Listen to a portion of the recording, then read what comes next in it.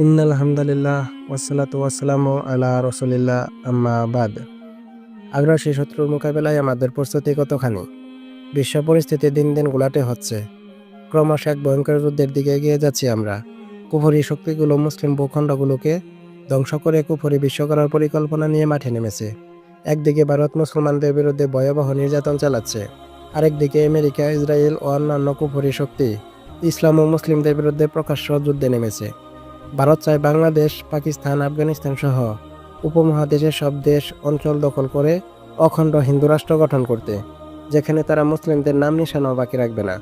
মসজিদ, মাদ্রাসা সহ সব ইসলামী প্রতিষ্ঠান বন্ধ করে দিবে। কোরআন হাদিস সহ সব ইসলামী বই পুস্তক নিষিদ্ধ করবে। মুসলিমদেরকে দৌড়ে দৌড়ে হিন্দু বানাবে। অস্বীকৃতি জানালে হত্যা করবে। মধ্যপ্রাচ্যের বিস্ফোরা ইসরায়েলও এমন এক পরিকল্পনা নিয়ে সামনে এগোচ্ছে। তারা মক্কা মদিনা সহ 7টি আরব দেশ দখল করে গ্রেটার ইসরায়েল গঠন করতে চায়, যেখানে মুসলিমদের থাকার কোনো অধিকার থাকবে না। কেউ থেকে গেলে তার সাথে বর্তমান ফিলিস্তিন ও গাজায় মুসলিমদের সাথে যেমন আচরণ করা হচ্ছে তেমন আচরণ করা হবে। এই উদ্দেশ্য পূরণে ভারত ও ইসরায়েল অনেক দূরে গিয়ে গেছে। অস্ত্র, অর্থ, প্রযুক্তি, জনবল সহ বিভিন্ন ক্ষেত্রে উভয় দেশের অগ্রগতি চোখে পড়ার মতো। ভারত শক্তিশালী বাহিনী করার পাশাপাশি সাধারণ জনগণ এমনকি নারী ও শিশুদেরকেও প্রশিক্ষণ দিয়ে গড়ে তুলেছে। ইসরায়েল তার সকল জনগণের জন্য বাধ্যতামূলকভাবে সেনাবাহিনীতে ভর্তি নিয়ম করে রেখেছে। তাদের দেশের যুবকরা শুধু বিনোদন আর কেরিয়ারের চিন্তায় সময় পার করে না, তাদের বড় একটা অংশও যুদ্ধ প্রস্তুতি, নতুন কিছু উদ্ভাবন ও অন্যদেরকে মানসিকভাবে প্রস্তুত রাখার পেছনে সময় ব্যয় করে। দুই দেশের ধর্মগুরুদের বড় একটা অংশও মুসলিমদের বিরুদ্ধে জনমত গড়ে তোলা এবং আসন্ন যুদ্ধের জন্য জনগণকে উদ্বুদ্ধ করাকে নিজেদের রুটিন কাজ বানিয়ে নিয়েছে। এমন পরিস্থিতিতে আমাদের প্রস্তুতি কি? শত্রুদের ভয়ঙ্কর সব অস্ত্রশস্ত্রের মোকাবেলায় আমাদের পরিকল্পনাই বাকি। আমাদের যতটা সময় গল্পগুজব, গান, আড্ডা, mobile games, social media scrolling ইত্যাদি অনর্থক কাজে ব্যয় হয়, তার অর্ধেক সময় কি উম্মার জন্য ব্যয় হয়?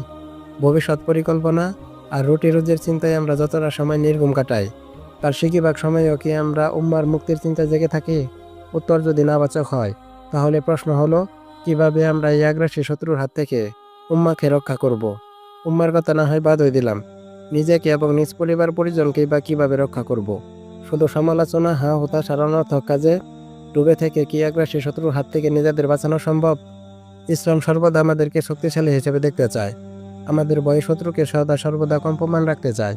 তাই তো আল্লাহ তাআলা আমাদেরকে প্রস্তুতি নেওয়ার এবং সর্বদা প্রস্তুত থাকার আদেশ দিয়েছেন। কুরআনুল কারীমে ইরশাদ করেছেন, আর তাদেরকে মোকাবেলা করার জন্য যথাসাধ্য শক্তি ও অশ্বারোহী প্রস্তুত রাখো, যার দ্বারা তোমরা আল্লাহর শত্রু এবং তোমাদের শত্রুকে ভয় দেখাবে। আর তাদের ছাড়া অন্যান্যদেরকে, যাদের ব্যাপারে তোমরা জানো না কিন্তু আল্লাহ তাআলা তাদের ব্যাপারে জানেন। সূরা আনফাল আয়াত 60। এই আয়াতের ব্যাখ্যায় রাসূল সাল্লাল্লাহু আলাইহি সাল্লাম বলেছেন, জেনে রাখো শক্তির অর্থ হলো নিক্ষেপণ শক্তি। জেনে রাখো শক্তির অর্থ হলো নিক্ষেপণ শক্তি। জেনে রাখো শক্তির অর্থ হলো নিক্ষেপণ শক্তি। সহিহ মুসলিম, হাদিস 1917। এই আয়াত ও হাদিস থেকে আমরা ইসলামের শক্তি অর্জন, বিশেষত নিক্ষেপণ শক্তি অর্জনের গুরুত্ব যে কত বেশি সেটা বুঝতে পারি। তাই আসুন হে প্রিয় ভাইয়েরা, একটু সিরিয়াস হই, ইমানি শক্তি ও সামরিক শক্তিতে বলীয়ান হওয়ার চেষ্টা করি। শত্রুকে মোকাবেলার জন্য অবাস্তব চিন্তা না করে সাহাবায়ে কেরামের মতো বাস্তবসম্মত চিন্তা করি এবং যথাসাধ্য প্রস্তুতি নেই। যদি আমার রক্ত, ঘাম, মেধা, শ্রম ইসলাম বিজয়ে একটু ভূমিকা রাখতে পারে, তাহলে সেটি হবে আমার জন্য বিরাট সৌভাগ্যের ব্যাপার। পক্ষান্তরে যদি শুধু দুনিয়া উপার্জন আর ভোগবিলাসের পিছনেই সময় ব্যয় করি, তাহলে সেটি হবে অত্যন্ত পরিতাপের বিষয়। তাই আমার রক্ত, ঘাম, মেধা ও শ্রম যেন ইসলামের বিজয়ের পথে ভূমিকা রাখতে পারে, তার জন্য চেষ্টা এবং দোয়া জারি রাখা চাই। আল্লাহ তাআলা আমাদের সবাইকে ইসলামের সৈনিক হিসাবে কবুল করুন, আমিন ইয়া রাব্বুল আলামিন।